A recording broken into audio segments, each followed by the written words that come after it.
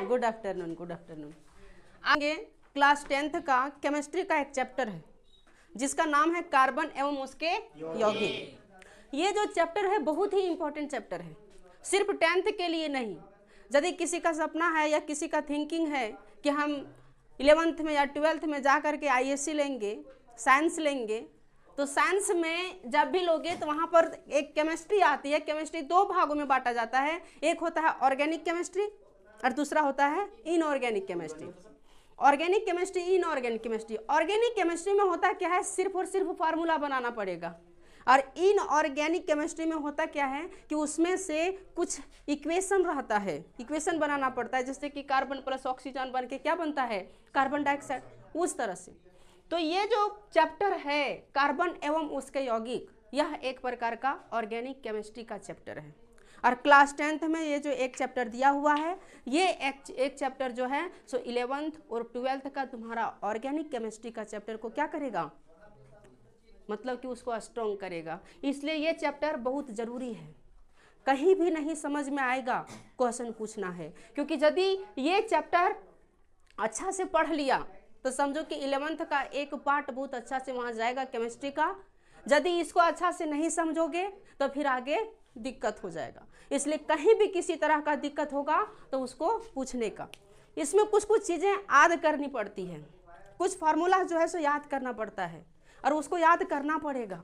यदि वो फार्मूला याद हो जाएगा तभी और अच्छी बात है। और होता क्या है कि एग्ज़ाम में इस चैप्टर से बहुत क्वेश्चन आती है एग्ज़ाम में, और ये एक तरह का कॉन्सेप्चुअल क्वेश्चन है। इसमें से ज़्यादा थ्योरी रटना नहीं पड़ता है, बस सिर्फ और सिर्फ क्या है, समझना पड़ता है। तो हम लोग स्टार्ट करते हैं कार्बन एवं उसके यौगिक। इस चैप्टर को स्टार्ट करने से पहले दो टर्म्स को याद रखना है। एक को हम लोग कहते हैं संयोजी इलेक्ट्रॉन, संयोजी इलेक्ट्रॉन,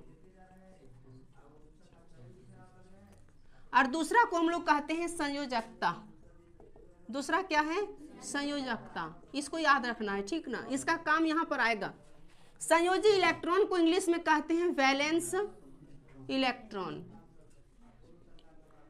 और संयोजकता को इंग्लिश में क्या कहते हैं, वैलेंसी, वैलेंसी। अब बात है कि किसको हम लोग संयोजी इलेक्ट्रॉन कहेंगे, किसको हम लोग संयोजकता कहेंगे, कुछ तो होगा, है कि नहीं। तो एक साइंटिस्ट थे और उस साइंटिस्ट का नाम है नील्स बोर। ध्यान से समझना, साइंटिस्ट का नाम क्या है, नील्स बोर, बोरवा, ठीक ना, वही बोरवा जिसको क्लास 9th में पढ़ा है। तो नील्स बोर एक साइंटिस्ट थे, इंग्लिश में भी इसको क्या कहते हैं, नील्स बोर। इन्होंने क्या किया, सेल के बारे में बताया, सेल मतलब कक्ष के बारे में, और कक्ष किसको, KLMN। जो परमाणु होता है ना, परमाणु में होता क्या है, कक्ष होती है, कक्ष की संख्या होता है। जैसे हम लोग परमाणु पढ़ते हैं कि नहीं पढ़ते, सोडियम पढ़ते हैं, तो सोडियम पढ़ते हैं ना, तो सोडियम में कई सारे सेल होते हैं, कक्ष होते हैं, और उसको KLMN में बांटा जाता है। तो यहाँ पर यदि हम लोग देखें तो नील्स बोर ने कहा था कि पहला सेल में कितना इलेक्ट्रॉन मैक्सिमम रहेगा, 2, सेकेंड सेल में, और थर्ड फोर्थ में 32। एक फार्मूला पर इन्होंने ड्राइव किया था 2n²। यदि n का वैल्यू हम 1 रखेंगे तो इसका वैल्यू कितना आता है, 2, 1² बराबर 2। n का वैल्यू यदि हम 2 रखते हैं तो कितना आता है, 8। कितना आएगा, 8। 2n² पर हम इस फार्मूला पर यदि हम बैठाएंगे तब, ठीक। तो इन्होंने बताया कि जैसे कोई भी एटम है, उस एटम के जो लास्ट सेल में, लास्ट कक्ष में जो इलेक्ट्रॉन होगा, उसी इलेक्ट्रॉन को क्या कहा जाता है, संयोजी इलेक्ट्रॉन। जैसे कि अब उसका हम करेंगे क्या, तो इलेक्ट्रॉनिक विन्यास करेंगे, इलेक्ट्रॉनिक कन्फिग्रेशन इंग्लिश में उसको बोला जाता है। जैसे कि मान लें सोडियम है, इस सोडियम का इलेक्ट्रॉनिक विन्यास करेंगे तो सोडियम का परमाणु संख्या कितना होता है, 11 होता है। अब ये सोडियम को तोड़ेंगे तो 2, 8, 1 होता है ना, ये तो बहुत अच्छा से जानता होगा। अब यहाँ पर जो पहला कक्ष है, K सेल में कितना इलेक्ट्रॉन है, L में कितना है, और M में 1। तो इन्होंने बताया था नील्स बोर ने कि जो लास्ट वाला सेल में जो इलेक्ट्रॉन होगा, जो इसकी संख्या होगी, इसे ही क्या कहते हैं, संयोजी इलेक्ट्रॉन। इसे ही क्या कहते हैं, संयोजी इलेक्ट्रॉन। यहाँ तक किसी को कोई दिक्कत नहीं होना चाहिए, ये तो पहले भी तो लोग पढ़ा है। दूसरा होता है संयोजकता। संयोजकता किसको कहेंगे, तो कोई भी एटम जो रहते हैं वो एटम अपने आप को अष्टक पूरा करना चाहता है, ऑक्टेट पूरा करना चाहता है। ऑक्टेट कहने का मतलब अपने आप को अस्टेबल होना चाहता है, और अस्टेबल होने के लिए वो लास्ट सेल में कितना इलेक्ट्रॉन चाहता है? 8 इलेक्ट्रॉन। कितना इलेक्ट्रॉन चाहता है? 8 इलेक्ट्रॉन। तो 8 इलेक्ट्रॉन को या अष्टक को इंग्लिश में क्या कहते हैं? ऑक्टेट। ऑक्टेट को पूरा करने के लिए जितना इलेक्ट्रॉन की उसे जरूरत होता है उसे ही हम लोग क्या कहते हैं? संयोजकता। उसे ही हम लोग क्या कहेंगे? संयोजकता। अब जैसे कि मान ले सोडियम है, तो इसमें संयोजकता में होता क्या है? 3 तरह से हम किसी चीज का संयोजकता निकाल सकते हैं। यदि लास्ट में, ध्यान देना, किसमें? लास्ट में 1 इलेक्ट्रॉन, 2 इलेक्ट्रॉन, 3 इलेक्ट्रॉन रहता है तो ये अपने आप को क्या करता है? दान। यदि 4 रहता है तो ये क्या करता है? साझा करता है ना, शेयर। और यदि 5, 6, 7 रहता है तो ये क्या करता है? लेता है। कितना पूरा करने के लिए? 8। तो 5 है तो ये कितना पूरा करना चाहेगा? 8। तो इसका 3 हो जाएगा। ये 6 है तो कितना पूरा करना चाहेगा? 2। इसका 1। तो इसका जो संयोजकता हो जाएगा 1, 2, 3। जब भी संयोजकता निकलती है तो वैलेंसी हमेशा 1, 2, 3, 4 हो सकता है, समझा कि नहीं? कभी भी वैलेंसी 5, 6, 7 नहीं होता है, क्योंकि कोई भी एटम जब रहते हैं तो वो 5 इलेक्ट्रॉन दान नहीं करना चाहेगा, वो 6 इलेक्ट्रॉन दान नहीं करना चाहता है, वो 7 इलेक्ट्रॉन दान नहीं करना चाहता है, बल्कि वो करता क्या है? लेता है, कर्जा लेता है, समझा कि नहीं? दूसरे से ले लेगा। तो जो इलेक्ट्रॉन ले रहा है या जो इलेक्ट्रॉन दान देता है तो उसे ही हम लोग क्या कहते हैं? यानी अष्टक को पूरा करने के लिए जितने इलेक्ट्रॉन का दान किया जाता है या जितने इलेक्ट्रॉन का ग्रहण किया जाता है या जितने इलेक्ट्रॉन का साझा किया जाता है उसे ही हम लोग क्या कहते हैं? संयोजकता। यानी दोनों चीज को समझ गया होगा अच्छा से। ये तो पहले भी पढ़ा है, 9th क्लास का है ये। ठीक, चलो अब इसको मिटाते हैं। इसको लिख, इसको क्या लिखोगे? कई बार लिखा है तो ये लिखवाए हैं, कई बार हमको समझाना है क्या? हाँ, इसको कई बार लिखे हो, मेटल नॉन मेटल पढ़ाए थे वहां भी लिखे हो, है ना? अब देखो, अब जो हम बताएंगे उसको लिखना है, जरूरी है। नाम सुना होगा आबंध का, और आबंध को इंग्लिश में क्या कहते हैं? बॉन्ड। अब बात है कि बॉन्ड कितना प्रकार का होता है? बॉन्ड कितना प्रकार का होता है? 3 प्रकार का। हाँ, 3 प्रकार का। पहला जो होता है उसको हम लोग कहते हैं एकल आबंध। कौन आबंध? एकल आबंध। इंग्लिश में इसको कहते हैं सिंगल बॉन्ड। कौन सा बॉन्ड? दूसरा जो होता है उसको हम लोग कहते हैं द्विआबंध। द्विआबंध, इंग्लिश में डबल बॉन्ड। कौन सा बॉन्ड? और तीसरा जो होता है उसको कहते हैं त्रिआबंध। इंग्लिश में इसको क्या कहते हैं? Triple bond. ओके, देखो ये बंधन होता कहाँ है, किस में होता है? तो जो एलिमेंट होते हैं ना, यदि 2 एलिमेंट, जैसे 2 तत्व या 2 एलिमेंट एक साथ ज्वाइंट रहता है, जैसे कि मतलब मान ले हाइड्रोजन, इसमें 2 है, ऑक्सीजन 2 है कि नहीं? नाइट्रोजन है ना? अच्छा, हाइड्रोजन लिखते हैं कि नहीं लिखते? तो यहाँ पर नाइट्रोजन 2 है कि नहीं है? ऑक्सीजन कितना है? हाइड्रोजन कितना है? 2 है। तो इन दोनों के बीच में, ऑक्सीजन के बीच में, नाइट्रोजन के बीच में, ऑक्सीजन के बीच में, एटसेट्रा एटसेट्रा, और सारा एलिमेंट्स हो सकता है। तो इन लोगों के बीच में कौन सा बॉन्ड पाया जाता है? तो इन लोगों के बीच में जो बॉन्ड होती है उसी बॉन्ड को हम लोगों को क्या करना है? जानना है। तो बॉन्ड जो होता है, बॉन्ड की संख्या कितनी होती है? 3 होता है, एकल बॉन्ड, डबल बॉन्ड और सिंगल बॉन्ड। क्या चीज? सहसंयोजी आबंध भी होता है। क्या चीज? क्या चीज? 3 वो अलग है, नहीं वो अलग है।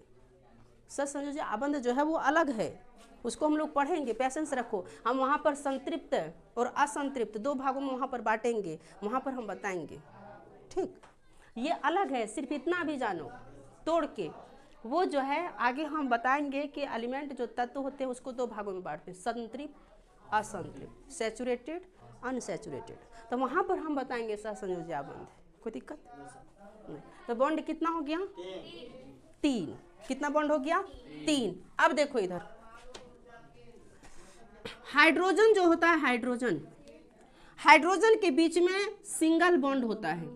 हाइड्रोजन के बीच में कौन सा बॉन्ड होता है? Single bond. अब बात है कि ये सिंगल बॉन्ड होगा कैसे, बात को थोड़ा समझना। हाइड्रोजन का एटॉमिक नंबर कितना होता है? 1 होता है ना, और इसका वैलेंस इलेक्ट्रॉन कितना होता है? 1। यदि हम हाइड्रोजन का 1 होता है और इसका वैलेंस इलेक्ट्रॉन मतलब 1 ही होगा, तो इसके बाहर में कितना होगा? 1। यहाँ पर कितना बिंदु देंगे? 1। अब हाइड्रोजन क्या गो है? 2 हाइड्रोजन है तो 1 हाइड्रोजन और दिए, समझा कि नहीं? अब इसका भी एक जो इलेक्ट्रॉन है, इसका भी 1 इलेक्ट्रॉन यहाँ पर दिखाएं। अब इन दोनों को हम क्या करते हैं? मिला देते हैं, इस तरह से मिल जाता है। जैसे ये है ना, ये दोनों क्या कर जाएगा? मिल जाएगा। तो मिल जाने के बाद यहाँ पर कौन सा बॉन्ड हो गया? एकल बॉन्ड हुआ कि नहीं हुआ? लेकिन वही यदि हम ऑक्सीजन की बात करें, ऑक्सीजन की, तो ऑक्सीजन का यदि हम लोग इलेक्ट्रॉन की बात करें, इसका वैलेंसी इलेक्ट्रॉन ऑक्सीजन का निकालें तो ऑक्सीजन कितना में आता है? 8 में। 2 6 होता है ना, लास्ट में कितना इलेक्ट्रॉन हो गया? 6 इलेक्ट्रॉन। अब हम क्या करेंगे? यहाँ पर 6 इलेक्ट्रॉन को दिखाएंगे। कितना इलेक्ट्रॉन को? 6 इलेक्ट्रॉन को। 2 4 6 हुआ। यहाँ भी ऑक्सीजन लेंगे, 6 इलेक्ट्रॉन।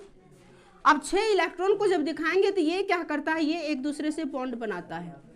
ये एक दूसरे पूरा कितना करना होता है? इसे 8 इलेक्ट्रॉन पूरा करना होता है। इसे कितना इलेक्ट्रॉन पूरा करना होता है? 8 इलेक्ट्रॉन। और 8 इलेक्ट्रॉन पूरा करना है, लेकिन इसके पास है क्या गो? 6 क्या गो है? 6 गो। तो 2 इलेक्ट्रॉन ये इससे लेगा, तो 2 इलेक्ट्रॉन लेता नहीं है बल्कि ये साझा कर लेता है इस तरह से। तो यहाँ पर बॉन्ड जब हो जाता है तो यदि एक लाइन हुआ मतलब 1 इलेक्ट्रॉन यहाँ है और 1 इलेक्ट्रॉन यहाँ है, 1 इलेक्ट्रॉन यहाँ है और 1 इलेक्ट्रॉन यहाँ है। 2 4 6 कितना हो गया? 2 4 6 और 2 को इधर से जो साझा किया था, और फिर इसका हम काउंट करेंगे तो 2 4 6 हुआ कि नहीं? 2 4 6 और 2 को इससे साझा किया था, तो टोटल कितना हो गया? 8 को। तो ऑक्सीजन में होता है कौन सा बॉन्ड?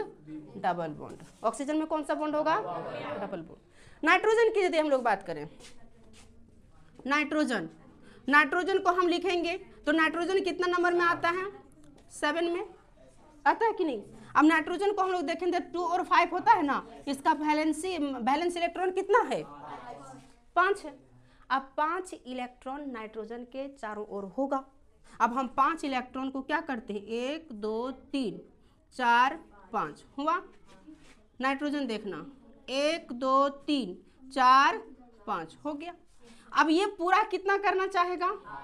8 है। इसके पास कितना है? 5। तो इस कंडीशन में इस तरह से ये बॉन्ड बनाता है। पढ़ा है कि नहीं?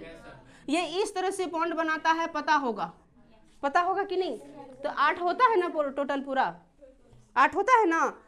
यहाँ पर हम काउंट करेंगे तो 1 2 3 4 5 6 7 8 हुआ। इधर काउंट करेंगे तो 1 2 3 4 5 और इधर 3 को मिला, 1 2 3 5 और 3 लेकिन यहाँ पर हमको दिखाना है किसमें? बॉन्ड में। किसमें? बॉन्ड में। हाँ याद है तो बता रहे हैं, पेशेंस रखो, हम समझ रहे हैं। क्रॉस हाँ तो वह समझ रहे हैं। हाँ तो यहाँ पर हमको दिखाना क्या है? बॉन्ड। क्या दिखाना है? बॉन्ड। इस कंडीशन में होता क्या है कि इस तरह ना दिखा करके हम लोग क्या करते हैं? बॉन्ड में दिखाते हैं। किसमें? बॉन्ड में। और तू लोग बोल रहा होगा कि सर अधातु है तो इस तरह क्रॉस देना है। क्या करना है? क्रॉस देना है। हमको ये वाला देना ही नहीं है, हमको सिर्फ बॉन्ड देना है। हम सिर्फ समझा रहे हैं यहाँ किस तरह से होगा, समझा कि नहीं?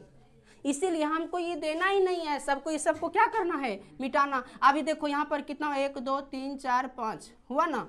इसके साथ साझा करेगा तो 1 लाइन हो गया, इसके साथ साझा करेगा तो लाइन हो गया, लाइन हुआ। कितना बॉन्ड हो गया? 3 बॉन्ड हुआ कि नहीं? तो नाइट्रोजन में कितना बॉन्ड होता है? 3 बॉन्ड होता है। कोई दिक्कत? बस इसको इसी तरह समझना है। हाँ ये ऑक्सीजन है ना, अधातु है ना, तो क्रॉस लगता है, और यदि धातु रहता है तो क्या लगता है? बिंदु। चलो अब ये समझ गया होगा। बॉन्ड कितना प्रकार के? कौन कौन? एकल आबंध, द्विआबंध, त्रिआबंध। एकल बॉन्ड को इंग्लिश में, डबल बॉन्ड को और त्रिआबंध को। एकल बॉन्ड में तत्वों के बीच कितना आबंध होता है?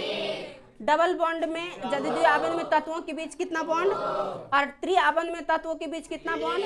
कोई दिक्कत यहाँ तक। अब बॉन्ड जो होता है कैसे होता है ये भी बात तुम लोग को पता चल गया है, ठीक, लिखो इसको। चलो अब देखो, जो बॉन्ड था, आबंध था, उस आबंध को हम लोग समझ लिए। अब हम लोग को समझना है इलेक्ट्रॉन बिंदु संरचना। इलेक्ट्रॉन बिंदु संरचना कैसे होता है, कैसे नहीं होता है, बात को समझना।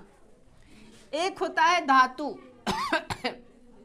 धातु को इंग्लिश में क्या कहते हैं, मेटल। एक होता है अधातु, अधातु को इंग्लिश में क्या कहते हैं, नॉन मेटल। कौन सा मेटल, नॉन मेटल।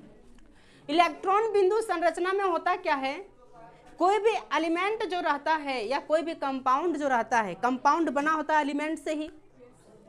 तत्व जो है ना, तत्व पता है ना, तो तत्व जो बना है, तत्व से मिल करके यौगिक बनता है। यौगिक पता है ना, हिंदी में यौगिक कहते हैं। नहीं दिमाग में आ रहा है क्या, तत्व और यौगिक, इंग्लिश में इसको क्या कहते हैं, तत्व को एलिमेंट बोलते हैं ना रे, और इसको क्या कहते हैं, कंपाउंड। लगता है इंग्लिशिया बोल रहे हैं तो नहीं समझ में आ रहा है। तत्व बाद किया होगा hydrogen, helium, lithium, beryllium, boron, carbon, nitrogen, oxygen.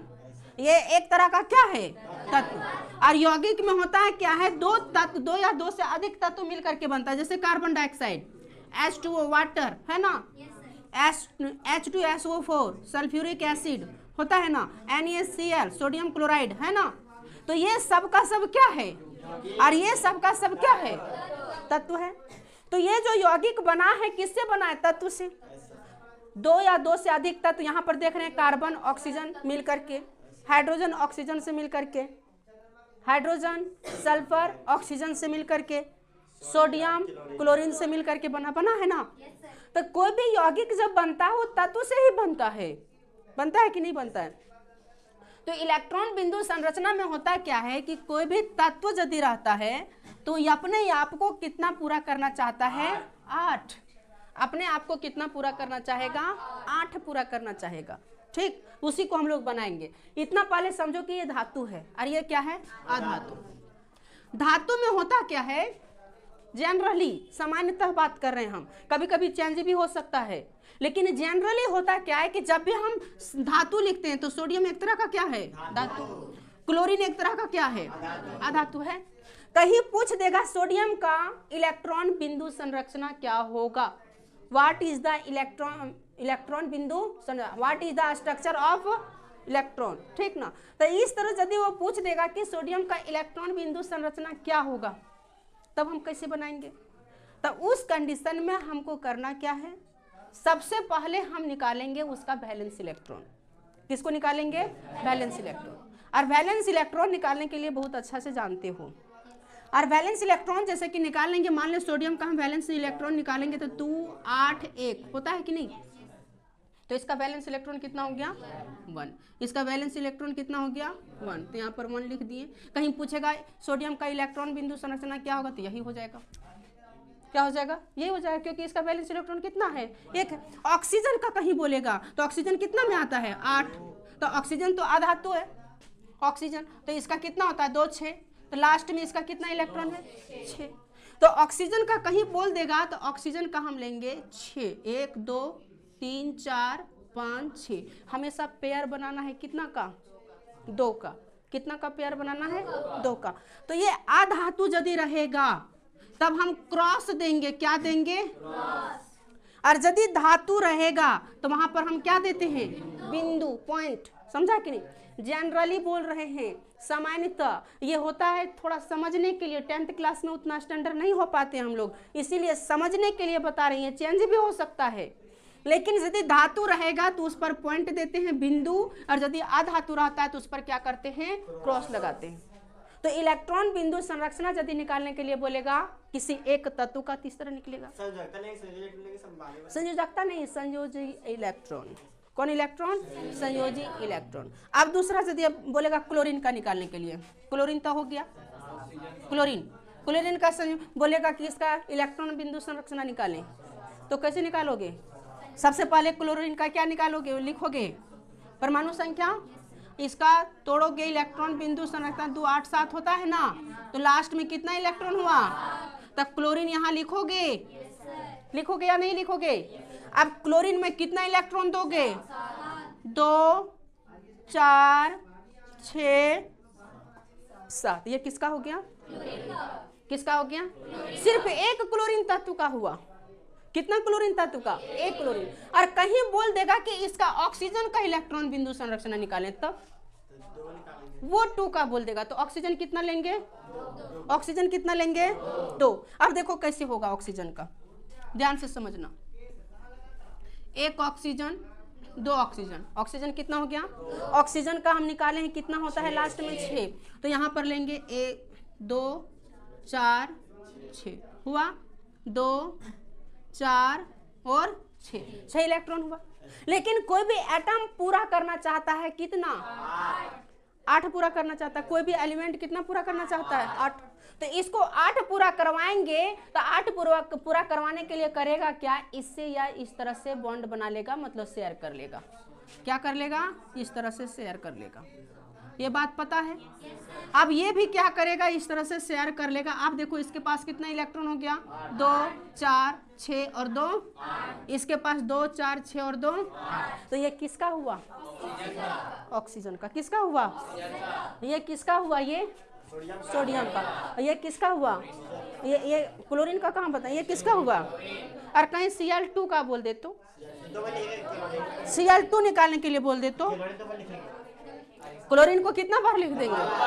ये बात तो पता है, इसको समझ गया।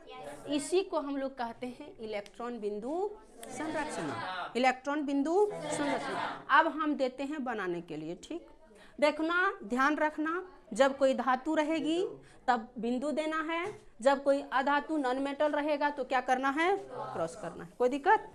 अब कार्बन डाइऑक्साइड का इलेक्ट्रॉन, इसको छापोगे? छाप लो। समझ में आ रहा है ना? yes, sir.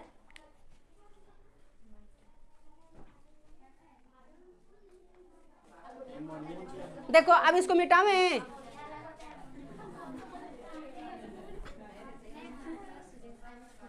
हल्ला नहीं करो। अब कार्बन डाइऑक्साइड का इलेक्ट्रॉन बिंदु संरचना निकालो। कार्बन डाइऑक्साइड का इलेक्ट्रॉन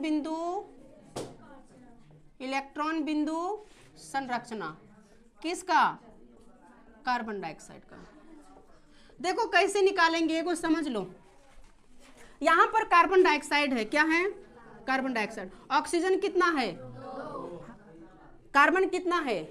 जो कम रहेगा, याद रखना, जो कम रहेगा उसको बीच में रखने का। कहां पर? बीच में। तो कम कौन है? और ऑक्सीजन ज्यादा है कि कम है? तो यहाँ पर कार्बन दे दिए, ऑक्सीजन दे दिए, कोई दिक्कत नहीं है। अब यहाँ पर होगा क्या?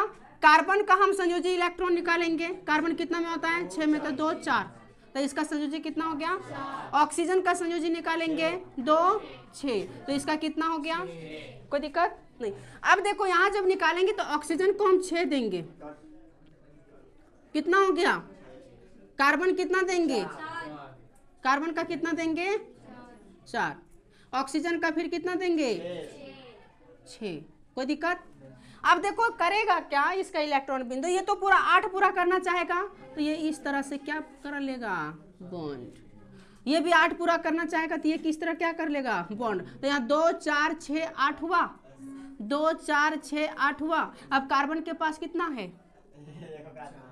कितना है कार्बन के पास? 2 और 2 4। अब घट कितना रहा है कार्बन के पास? 4। करेगा क्या? किससे करेगा? ऑक्सीजन से। किससे करेगा? ऑक्सीजन से। तो ये कार्बन इस ऑक्सीजन के साथ शेयर करेगा 2 इलेक्ट्रॉन को, और फिर ये कार्बन किसके साथ? इस इलेक्ट्रॉन के साथ शेयर। अब देखो कार्बन का हुआ 8, 2 4 6 2 8। तो ये किसका हो गया? CO2 का। किसका हुआ? समझा? एक बनाने दें? बनाओ अमोनिया का। हाँ, उतारो उतारो।